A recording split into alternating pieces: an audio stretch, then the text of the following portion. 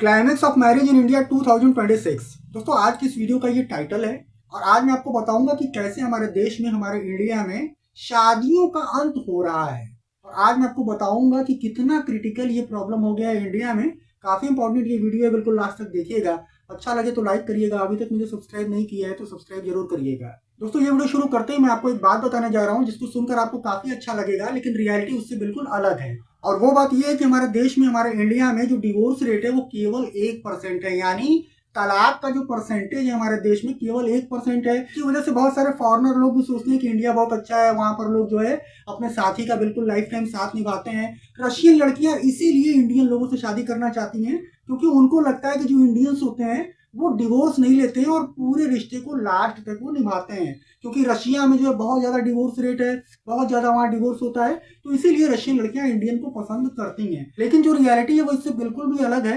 हमारे देश का डिवोर्स रेट तो केवल 1% है, लेकिन यहाँ पर डिवोर्स की जो संख्या है वो तकरीबन 40 to 45% है। अब आपको लगता होगा कि यार ऐसा कैसे हो सकता है, तो ऐसा इसलिए हो सकता है क्योंकि हमारे देश में ज्यादातर जो डिवोर्स हैं या जो तलाक हैं वो कानूनी रूप से नहीं लिए जाते। आप एक बार अगर नजर उठाकर देखेंगे तो आपकी नजर में अगर कुछ 2 4 10 20 लोग आपके आसपास मोहल्ले एरिया में अगर उनका डिवोर्स हुआ होगा तो वो कानूनी तरीके से डिवोर्स नहीं हुआ होगा। हमारे इंडिया में एक ट्रेंड है, एक प्रथा है कि जब हस्बैंड वाइफ में बात नहीं बनती है तो वो एक दूसरे से अलग हो जाते हैं, अलग अलग रहने लगते हैं, लेकिन वो डिवोर्स नहीं लेते हैं। आपको सुनकर काफी शॉकिंग लगता होगा। कम से कम 50 ऐसे लोगों को मैं जानता हूँ जो अलग हो चुके हैं, उनका डिवोर्स एक तरीके से हो चुका है, वो बिल्कुल अलग अलग रह रहे हैं, लेकिन कानूनी तौर से वो पति पत्नी ही है, उनका डिवोर्स नहीं हुआ है। तो इंडिया में ज्यादातर लोग अलग हो जाते हैं, सेपरेट हो जाते हैं, लेकिन वो कानूनी तरीके से डिवोर्स नहीं लेते हैं और अपनी अपनी लाइफ में जीते हैं, वो किसी को डिस्टर्ब नहीं करते हैं। तो इंडिया में बहुत ज्यादा तलाक हो रहे हैं, इस समय तो और भी ज्यादा हो रहे हैं,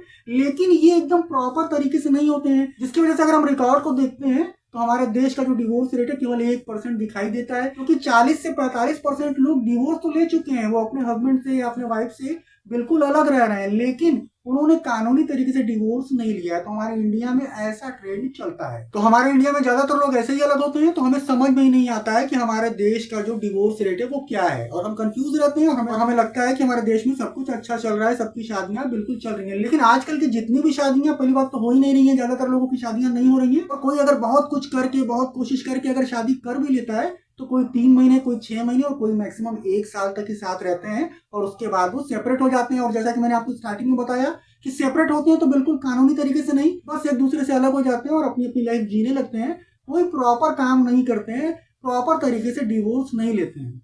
ये ऐसा हमारे इंडिया में बहुत ज्यादा चलता है। नॉर्मली अगर देखा जाए तो हमारे इंडिया में शादियों का बिल्कुल अंत हो चुका है। अब किसी की भी शादी नहीं चलती है।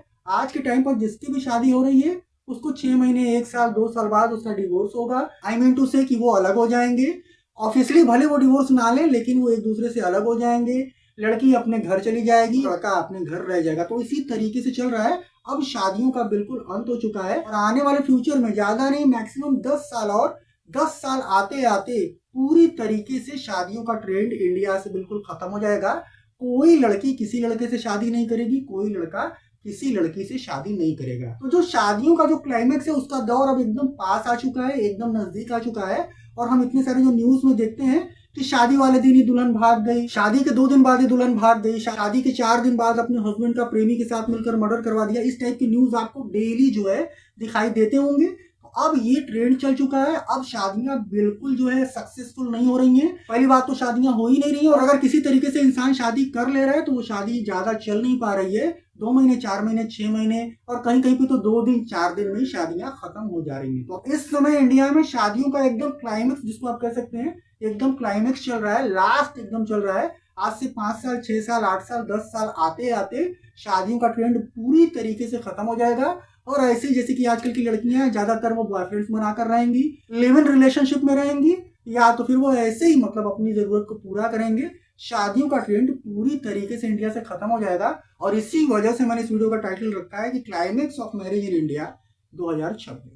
तो अब जो है शादी प्रथा का बिल्कुल पूरी तरीके से एंड हो चुका है, अंत हो चुका है, और ये बहुत ही जल्दी विलुप्त, जिसको आप कह सकते हैं विलुप्त हो जाएगा। 2 4 5 साल 10 साल बाद शादी की प्रथा इंडिया से बिल्कुल पूरी तरीके से विलुप्त हो जाएगी। और जैसे कि यूरोप वगैरह में, अमेरिका वगैरह में होता है कि लोग ऐसे ही जो है सारी जिंदगी कभी इससे कभी उससे कभी इससे कभी उससे ऐसे करके ही अपने जीवन को जो बिताते हैं, वो सेम फंडा जो है इंडिया में भी अप्लाई हो जाएगा। और फिर बिना शादियों को ही लोग एक दूसरे से रिलेशन रखेंगे और अपनी लाइफ को ऐसे ही जिएंगे। आज के वीडियो में इतने। वीडियो आपको अच्छा लगा यार तो लाइक करना, अभी तक मुझे सब्सक्राइब नहीं किया तो सब्सक्राइब जरूर करना। मैं आप लोगों से फिर मिलूंगा किसी बहुत काम की वीडियो के साथ। तब तक के लिए goodbye. Thank you so much for watching this video.